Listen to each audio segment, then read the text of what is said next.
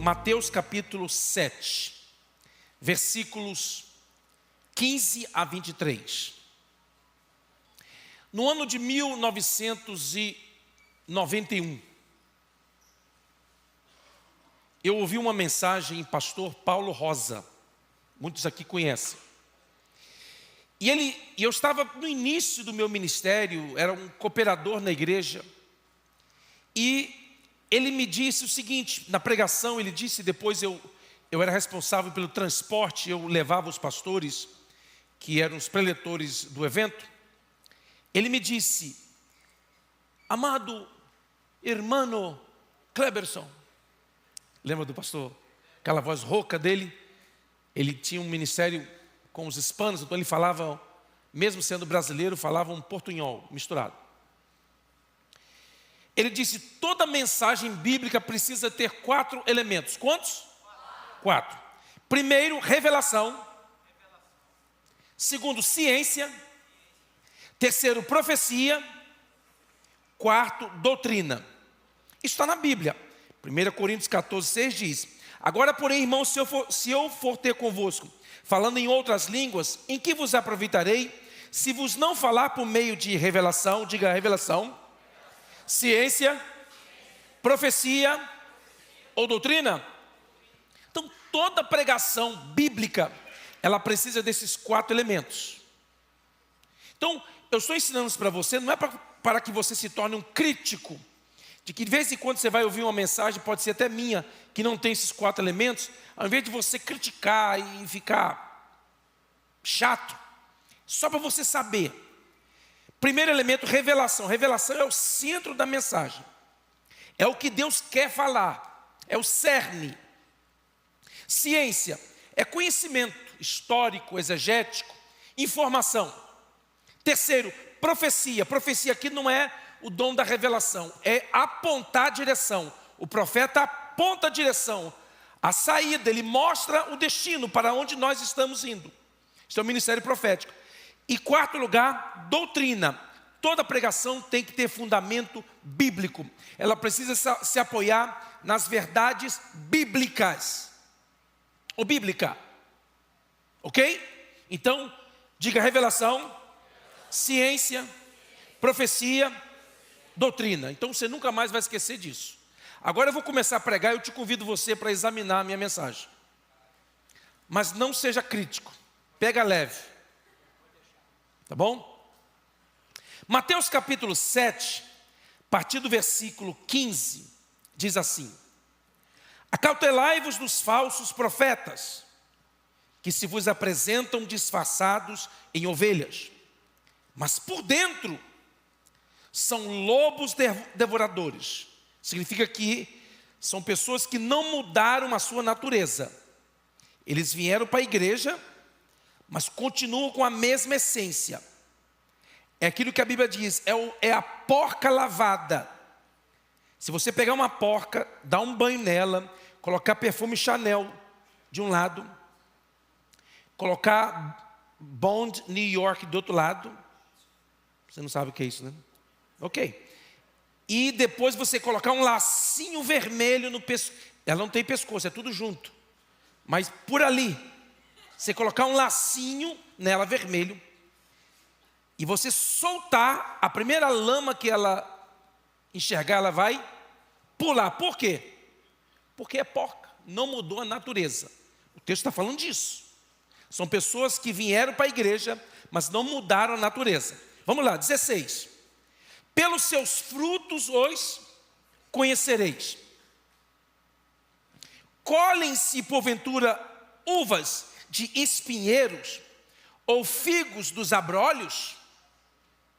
Lembra do espinho que quando o homem pecou, nasceram espinhos e abrolhos, diz a Bíblia? Você lembra disso? Abrolhos são ervas ou plantas que não servem para comer, e algumas venenosas e amargas. Então o texto está dizendo, você conhece uma pessoa verdadeira é pelo fruto. Tá? Versículo 17, assim toda árvore boa produz bons frutos, porém a árvore má produz frutos maus. É uma questão de essência. Uma pessoa que faz más obras, ela não mudou a natureza, ponto. Mas, pastor, ela fala língua estranha. Fala. Pastor, ela opera maravilhas. Opera, mas não mudou a essência. É o que o texto está dizendo. 18. Não pode a árvore boa produzir frutos bons, nem a árvore má produzir frutos bons. Certo?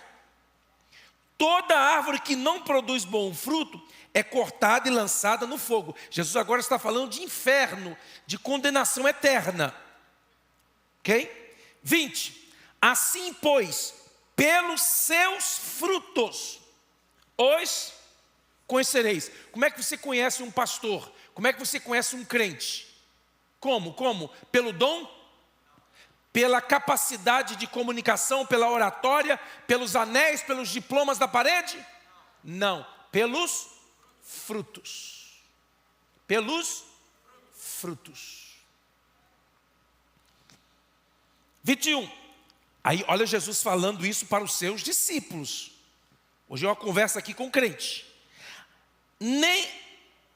21. Nem todo o que me diz Senhor, Senhor, entrará no reino dos céus, mas aquele que faz a vontade de meu Pai que está nos céus. Jesus está falando de gente que ora, ou pelo menos clama a Deus. Senhor, Senhor. Nem todo que me diz Senhor, Senhor entrará no reino dos céus, mas aquele que faz a vontade de meu Pai que está nos céus. A árvore boa, ela é obediente. O crente mudado, transformado, ele é instintivamente, naturalmente obediente. Não há lugar para espírito de rebeldia na vida de uma pessoa transformada. Ponto. Isso é fato. Versículo 22. Muitos, Jesus está dizendo quantos?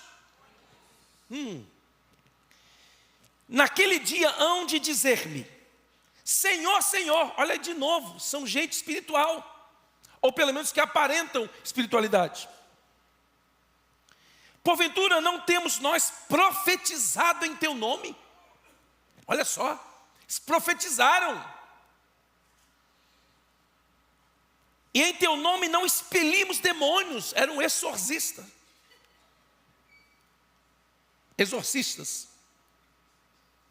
Tinha um ministério de libertação. E em teu nome não fizemos muitos milagres. Meu Deus. As 3 áreas que eles atuam: ministério profético, ministério de libertação e ministério de milagres. É tudo que a gente pensa que é espiritual, não é verdade? A gente pensa, a gente vê uma pessoa profetizando, vê uma pessoa expelindo demônios, vê uma pessoa curando enfermos, a gente pensa, essa pessoa tem algo a mais de Deus do que todos os demais. Não é assim que na maioria das vezes nós pensamos ou concluímos? Mas Jesus está dizendo que esse tipo de gente, ele opera esse tipo de sinais. Então lhes direi, 23, lhes direi explicitamente: nunca vos conheci. Apartai-vos de mim, os que praticais a iniquidade. Quantos dizem amém? Hoje é uma mensagem de motivação para vocês. Você pode saber. Hoje eu vou ser coach aqui. Vocês vão ver a minha sessão de coach, como é que vai ser boa. Eu quero dar um tema à meditação hoje, o tema é o seguinte: o maior engano da história. Você pode repetir? Pergunta para quem está do seu lado: você sabe qual foi o maior engano da história? Quando você olha enganos, manipulações que aconteceram no mundo, na história da humanidade, falta tempo, falta páginas para você numerar. Eu peguei 2, assim, bem fraquinhas, só para ilustrar. A primeira é sobre a invenção do futebol. Nós começamos a Copa do Mundo, e eu até estava assistindo no Brasil, ontem o jogo do Brasil. Mas eu não deu para assistir, eu vi uns pedacinhos, porque eu estava viajando de Navegante, Santa Catarina, para São Paulo, na hora do jogo, graças a Deus. Então não passei o aperto que vocês passaram. Não vi o jogo, vi alguns lances. E eu vi até alguém narrando, dizendo que os ingleses inventaram o futebol, ou os brasileiros. Alguns pensam que foram os brasileiros, e outros pensam que foram os ingleses. Mas isso é falso. Isso é falso por quê? Porque o esporte, o futebol, como nós conhecemos, ele deriva de práticas chinesas antiguíssimas. Mas foi ensinado, foi dito, foi falado que foram os ingleses, fomos nós, só porque temos 5 canecos, 5 copas. E agora, para tirar isso da cabeça da pessoa? Você não acreditou, eu tenho certeza que você não creu. Você está checando aí agora, mano, agora não. Agora não, você vai depois em casa fazer homework, checar. O segundo maior engano que eu considero, porque eu tive o privilégio de visitar, é chamada Batalha de Troia. Alguém conhece a história da Batalha de Troia? Eu estive lá nesse lugar, nessa cidade, chamada Troia, fica na Turquia. No Novo Testamento é chamada de Troade.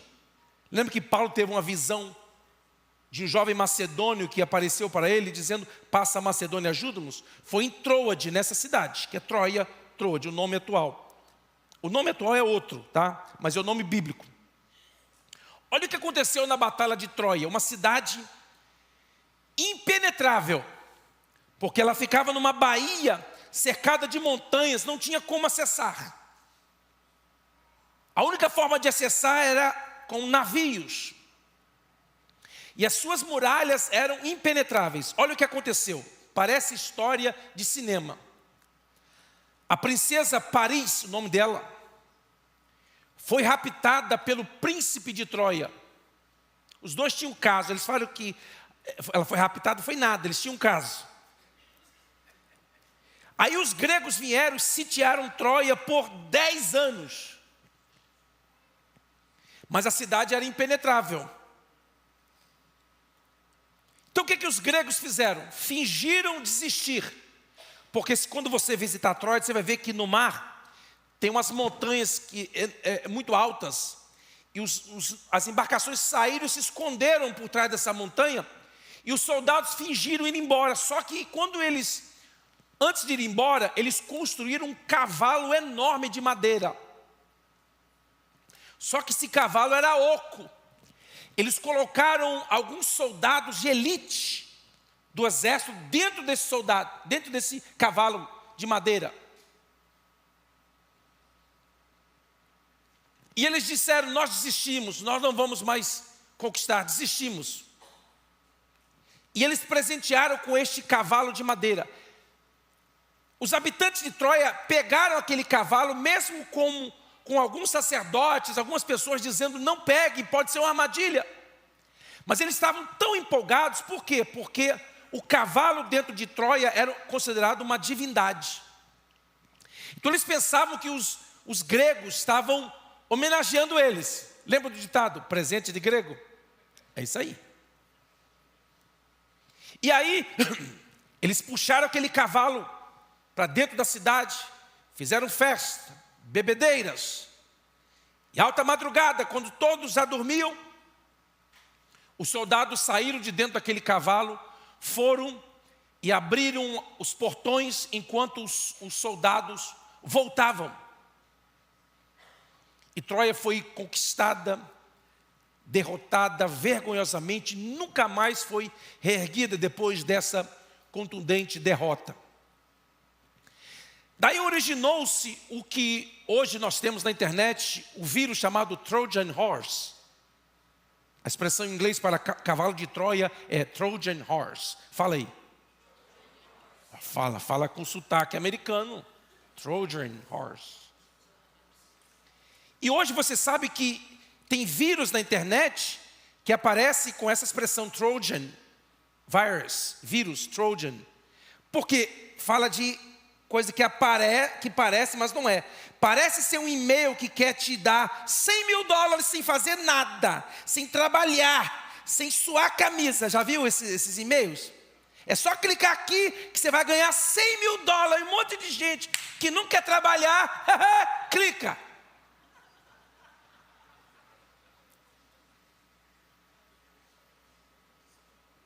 Aí, já era. A batalha de Troia. Foi um engano. Os habitantes de Troia foram enganados.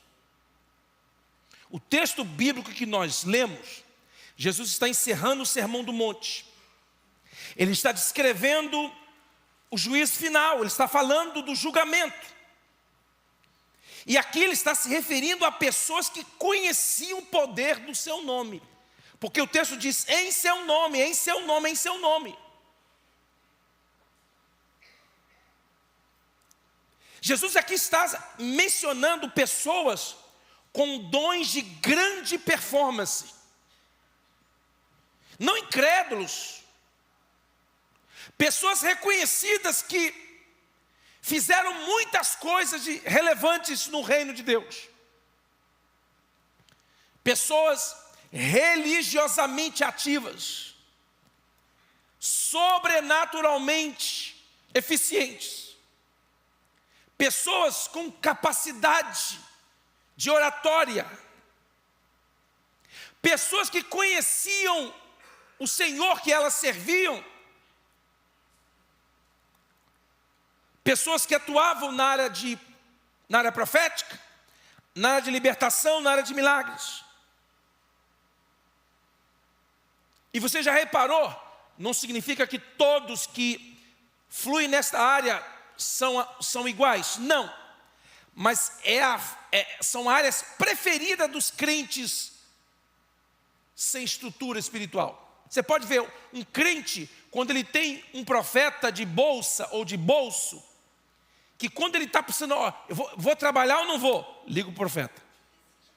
Eu vou comprar o carro ou não vou? Liga o profeta. Aí eu vou fazer uma viagem, sim ou não? Liga para o profeta. Aqui na aba não tem esse tipo de crente, porque eu estou sempre falando contra.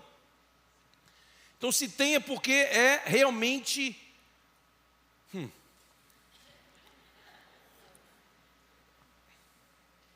eles amam a área do sobrenatural, do místico. Sabe por que eles ficam ligando para o profeta? Porque não querem orar. Não querem buscar Deus, eles não querem pagar o preço, eles querem que outros que pagam o preço façam o trabalho por ele. E se der errado, foi Deus que falou, foi Deus que mandou eu casar com você, foi revelação, por isso que eu me casei com você, me lasquei.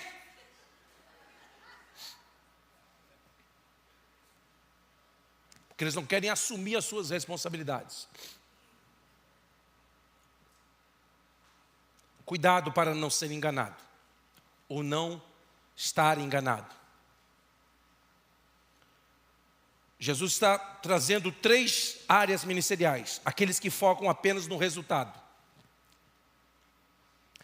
aqueles que enfatizam o dom em detrimento do fruto, e aqueles que impressionam com quantidade, com grandeza, com pompa. 2 verbos aqui são importantíssimos, nós conhecemos. Primeiro, conheci, diga conheci. E segundo, é iniquidade. Jesus diz algo muito duro aqui. Ele diz, olha, nunca vos conheci.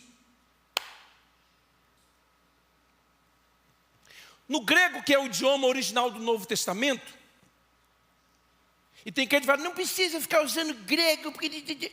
Meu irmão, a Bíblia foi escrita em grego. O Novo Testamento é grego. Você quer que eu não fale do idioma original da Bíblia? No original grego tem 2 palavras para conhecer. A primeira palavra é oida, que significa conhecer fatos. Por exemplo, qual a capital do Brasil? Qual a capital do Peru? Qual a capital do Equador? Não sabe não, gente? Qual a capital dos Estados Unidos? Qual a capital da Venezuela? Qual a capital do Uzbequistão?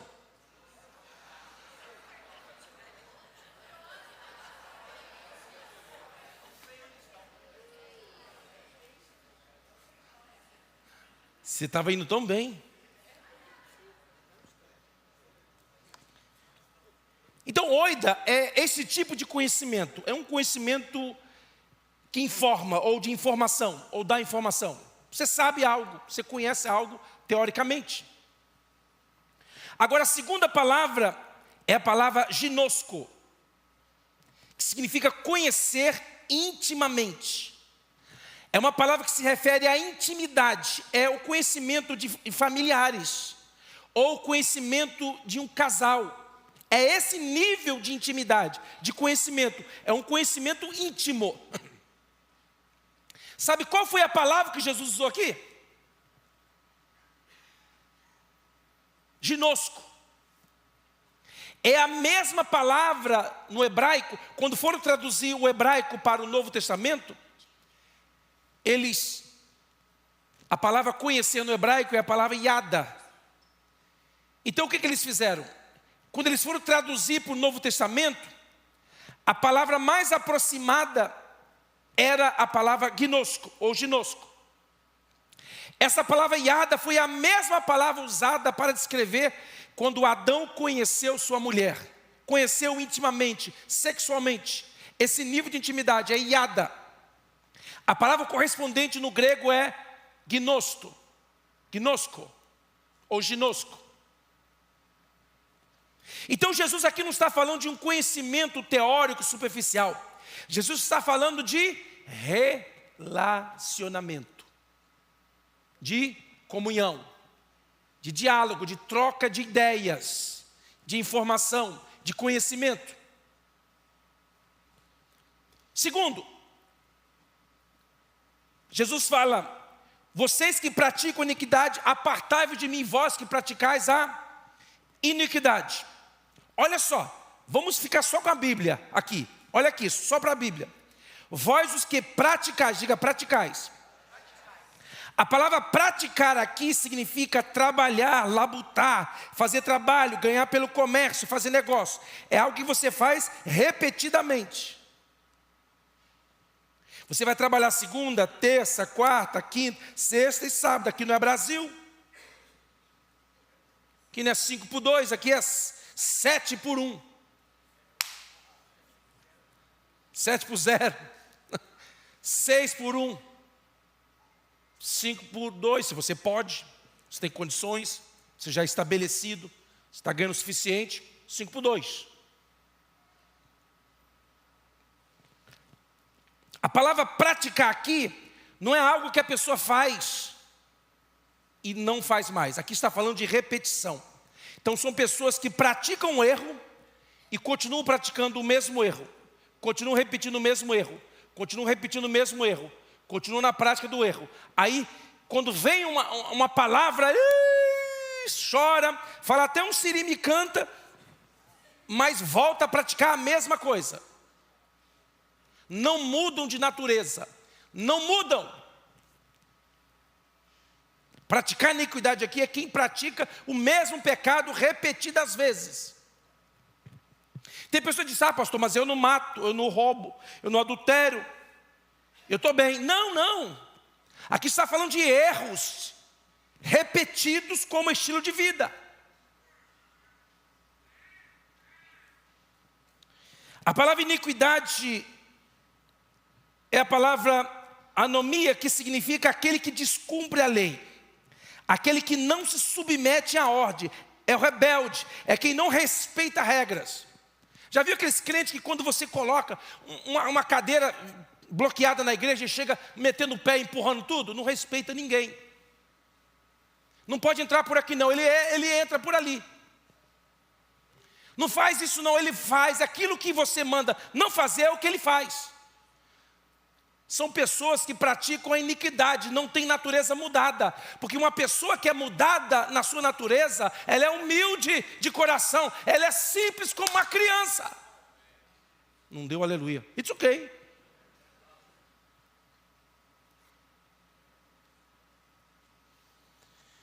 quando Jesus diz, apartai-vos de mim, vós que praticais a iniquidade, Jesus está repetindo o Salmo 6,8, que diz, apartai-vos de mim, todos que praticais a iniquidade. Está no Salmo. Qual é a realidade dos nossos dias? Estamos vivendo uma geração que mede relevância de um crente baseado no resultado, na alta performance, no tamanho da igreja, na relevância dos prêmios, no reconhecimento público, nos aplausos, nas conquistas pessoais. Medimos uma pessoa pelo que ela faz que eu posso ver. Deixa eu lhe informar, se você não sabe, Deus usa padrões diferentes para medir as pessoas. Sabe quem foi o maior homem nascido de mulher? João Batista, John the Baptist. João Batista teve um ministério de aproximadamente 9 meses. João não falou línguas estranhas, apesar de anunciar o batismo com o Espírito Santo. João falou do poder do Espírito Santo, mas nunca curou ninguém, nem de gripe.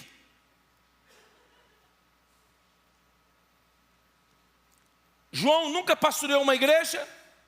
Ele começou o seu ministério com muita gente e terminou com 3, 4 discípulos. Morreu preso, decapitado 9 meses depois. Aí Jesus entra e diz, dos nascidos de mulher, esse é o maior. Sabe por quê? Porque Deus não mede ministério de uma pessoa baseado nos resultados aparentes. Sabe quem é João Batista no reino de Deus?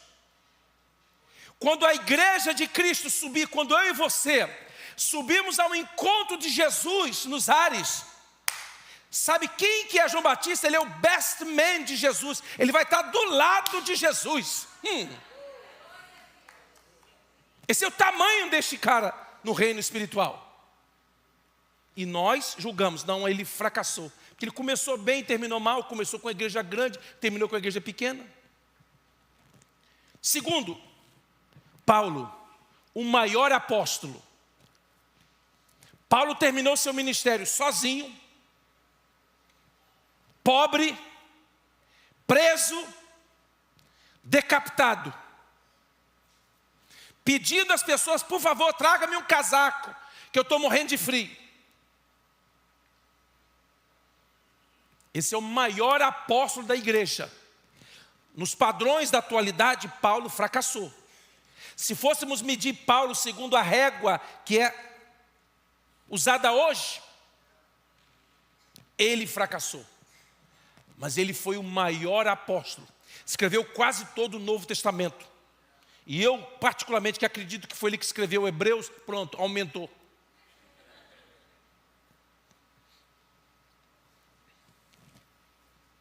Então, os padrões de Deus, de grandeza, é diferente do nosso. Os padrões de Deus de beleza são diferentes do nosso. Às vezes, uma pessoa que só tem um dente na boca, mas é crente, é cheio do Espírito, brilha a glória de Deus para Deus, essa pessoa é linda, é formosa. E o outro cheio de faceta branca, clareada com clorox, mas vazio de Deus, é feio. O padrão de beleza de Deus é diferente também. Teve um irmão que chegou para mim e falou, pastor, lá no céu vai corrigir todos os defeitos, vai. Quer dizer que eu vou corrigir meu nariz, vou corrigir minha orelha, eu vou corrigir... Meu irmão, você está querendo ir para o céu fazer plástica? O padrão de beleza de Deus é diferente do nosso. Nós damos muito valor à aparência, aquilo que está diante dos olhos. Nós damos muita aparência ao que as pessoas possuem, como se isso fosse atestado de aprovação de conduta. Jesus está falando aqui que, profecia, libertação e milagres também não é atestado de aprovação de conduta. O problema é, Jesus disse, eu não vos conheço. Esse que é o problema. O problema é esse. E nós estamos numa corrida para realizar. Vamos correr, pastor, vamos fazer o trabalho para encher os bancos da igreja, para a gente ir para 2 cultos, depois vamos para 3 cultos, vamos para 4 cultos, vamos para 5 cultos, vamos para 5 cultos, vamos para 6. Não vai sobrar crente para a igreja nenhuma aqui, só vai ser a nossa.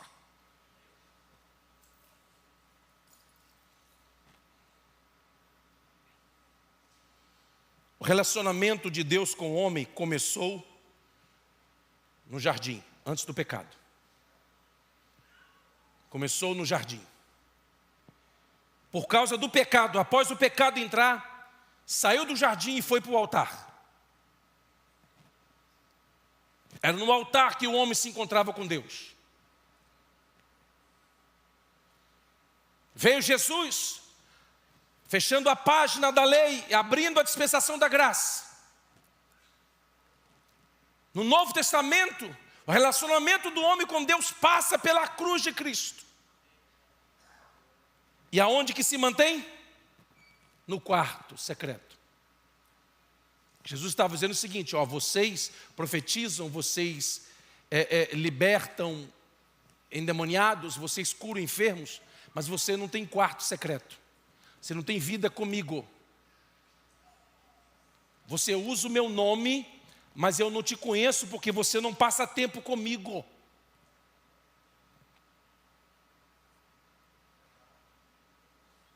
Mateus capítulo 6. Voltando o texto que nós lemos 7, voltando 6. Versículos 5 a 7 diz assim: E quando orardes, não sereis como os hipócritas, porque gostam de orar em pé nas sinagogas e nos cantos das praças, para serem vistos dos homens. Em verdade vos digo que eles já receberam recompensa. Tu, porém, quando orares, entra no teu quarto, e fechada a porta, orarás a teu Pai, que está em secreto. E teu Pai que vê em secreto, te recompensará. E orando, não useis de vãs repetições como os gentios, porque presumem que pelo muito falar serão ouvidos. Jesus disse, olha, quando você orar, entra no seu quarto, fecha a porta, e teu Pai que vem em secreto, quando você se dispõe, na sua casa, no seu trabalho, onde for, para buscar a Deus, só você e Ele, Deus já está lá te esperando. E Deus que está em secreto,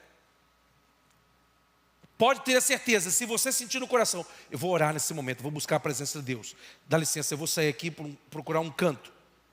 Deus já está te esperando lá. Aí o texto diz, e teu Pai que vê em secreto. Não era para estar escrito aqui, teu Pai que ouve. Já que você vai orar, você vai falar, então Deus vai ouvir. Mas não é ouve, é ver. Por quê? Porque no quarto secreto não existem máscaras. No quarto secreto não adianta nós insinuarmos, camuflarmos falsa espiritualidade. No quarto secreto, Deus conhece a intenção do nosso coração. Deus sabe que muitas das vezes erramos não porque queremos errar, mas erramos porque somos pecadores, somos falhos, mas choramos e nos arrependemos e voltamos atrás quando reconhecemos o nosso erro. Então, pastor, o que Deus quer de nós? Para que nós não venhamos a ser enganados ou a nos enganarmos. Nós precisamos de um quarto secreto. Precisamos de vida de oração. Pastor, mas eu prego muito. Pode pregar e falar bonito. Pode ter a oratória que for. Pode ter o número de influenciadores, de seguidores que você tiver. Se você não tem quarto secreto, Deus não te conhece. Pastor, mas eu tenho uma igreja grande, meu ministério cresceu, está relevante, a igreja está prosperando, nós vamos chegando, pastor do céu, nós vamos chegar a 1000 membros logo. Sim, é bom, maravilhoso, mas tem que ter quarto, tem que ter lugar secreto, Tem que ter intimidade só você e Deus. Quando você diz para Deus, em alto e bom som, diz: Deus, eu não sou tudo que as pessoas pensam. Eu nem sou aquilo que eu aparento ser. Eu gostaria muito de ter a espiritualidade que eu aparento ter, mas Deus, eu sou pecador, eu sou falho, eu preciso da Tua misericórdia, da Tua graça. Sem a Tua graça eu não suporto, sem a Tua graça eu não consigo, sem a Tua graça eu não consigo permanecer de pé. É isso que Deus quer de nós, intimidade. Quer dizer que Deus não está atrás dos meus talentos? Quer dizer que Deus não está atrás das minhas virtudes? Não, lamento te informar que não. Deus tem gente muito melhor do que você.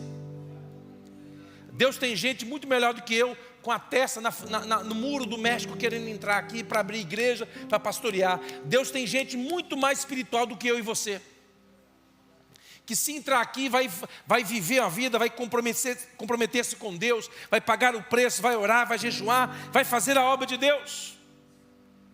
Por que você está aqui? É misericórdia de Deus,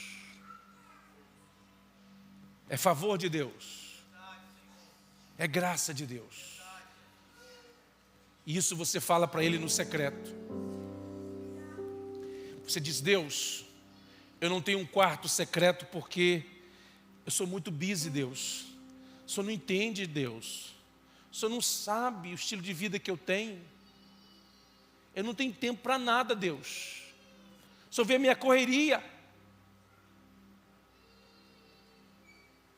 Olha, Deus, o que eu estou fazendo para o Senhor. Olha, Deus, a igreja que eu estou pastoreando. Olha a quantidade de membros que nós estamos tendo. Olha a quantidade de pregação que nós estamos fazendo. Meu irmão, isso não impressiona Deus, isso impressiona pessoas. As pessoas se impressionam com isso. Mas tome cuidado para você não pensar que você vai chegar no céu e dizer: uhul, estou pronto, Deus, para minha coroa, hein? E não é uma mulher idosa não, é coroa mesmo, é recompensa.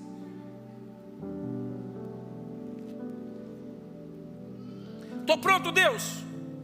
E você ouvir Ele dizer: quem é você? Não te conheço não. Não, Deus, olha, eu cantava, eu tocava, eu pregava, eu liderava ministério, eu ajudava na mídia, no diaconato, no ministério infantil, nos adolescentes, nos jovens, nas mulheres, nos homens. Deus, eu estava presente. Deus, eu não faltava culto. Deus, olha, dá uma olhada lá, pede o Júnior a relatória, vê lá, Deus, você não dizimava.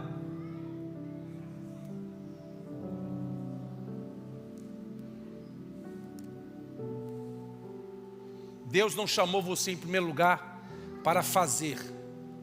A Bíblia diz que Ele chamou os discípulos para Ele, os que Ele quis. Primeiro Ele chamou para Ele, depois os enviou.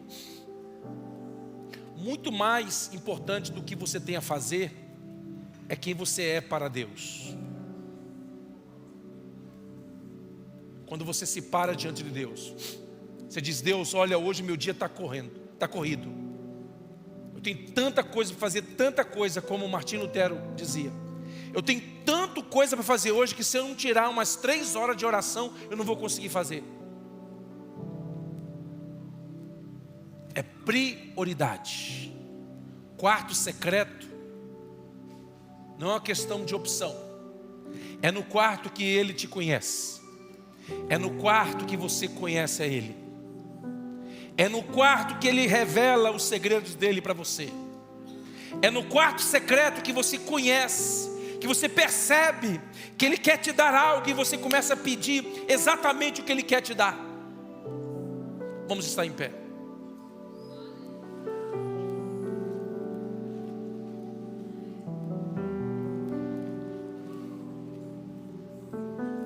Vou chamar no segundo, tá? Ou eu chamo agora no final? Tá bom, eu chamo.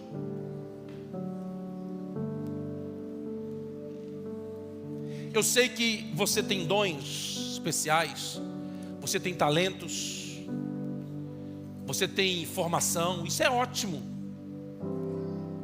Você tem dinheiro, você tem recursos, você tem condições de pagar, de comprar. Isso é ótimo. Mas isso impressiona pessoas. Deus,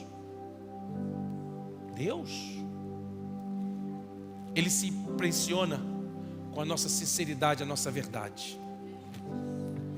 É por isso que as pessoas que chegaram diante de Deus e rasgaram o seu coração diante de Deus, foram as que foram ouvidas.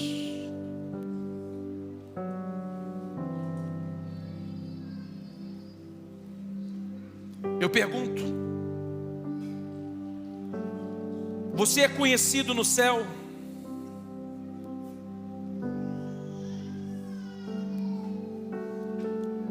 O céu menciona o seu nome?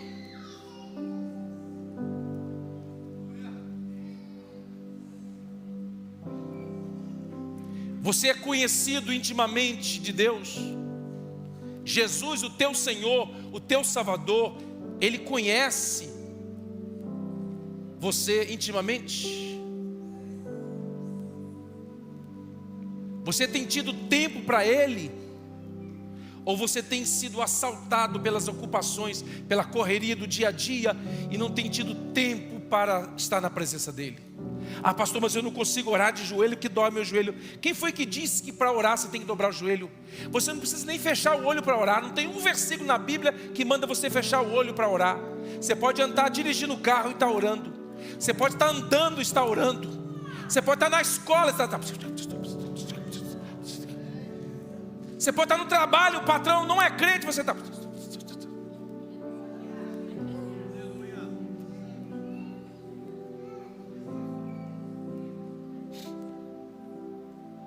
Eu sei que Deus tem feito coisas maravilhosas aqui na aba, e eu glorifico a Deus porque Ele tem feito maravilhas, verdade. O crescimento que Ele tem dado, as pessoas que estão se achegando na igreja, vocês viram hoje pelos membros, novos membros, gente talentosa, gente que tem experiência com Deus, gente que se derrama na presença de Deus. Isso tudo é bom demais. Mas não podemos esquecer de que o mais importante do que performance, é relacionamento. É você sair daqui dizendo: Deus, eu vou para casa preparar uma comida, mas vem comigo, Senhor. Eu quero fazer a comida hoje com a Tua presença. Eu quero preparar o alimento, preparar a mesa da minha família, para nós termos um momento de comunhão e Te agradecer de coração. E eu quero que meus filhos percebam a minha gratidão e a minha sinceridade no tom da minha voz. Intimidade com Deus, relacionamento com Deus. Eu repito a pergunta que eu fiz: você é conhecido no céu? O seu nome é mencionado no céu?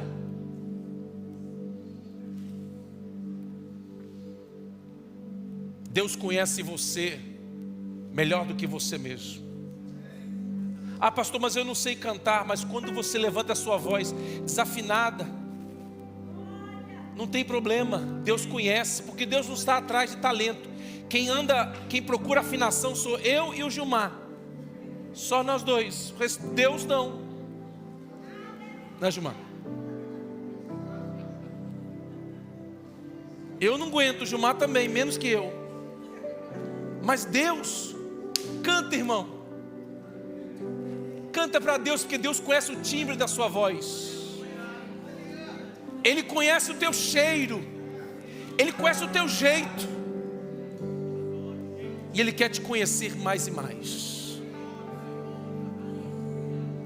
Você tem sede da presença de Deus?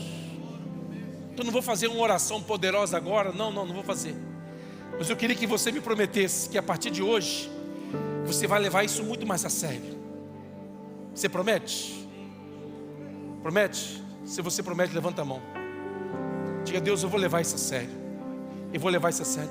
Eu vou me tornar conhecido de Ti, mesmo que eu não me torne conhecido das multidões, mesmo que eu não seja aplaudido pelas pessoas. Eu vou me tornar conhecido do céu. O céu vai mencionar o meu nome. O céu vai dizer: está lá ele entrando para o quarto. Olha ela, olha lá dentro daquela closet, daquele lugar escondido. Olha ela falando com o Pai. Pai, eu te agradeço pela tua palavra que é alimento para nós. Eu te agradeço pela tua presença, porque nós não estamos em busca do que o mundo pode nos oferecer. Nós não estamos em busca de aprovação pública. Não adianta termos a aprovação das pessoas e ouvirmos de ti: eu nunca vos conheci. O que mais importa para nós é sermos conhecidos no céu, é ter o nosso nome sendo mencionado. Deus, eu te agradeço por esta igreja, pela vida de cada um dos teus filhos e filhas que aqui estão.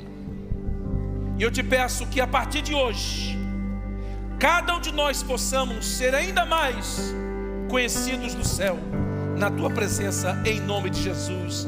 Quando você recebe com amor esta palavra, você pode aplaudir o Senhor, glorificar a Deus.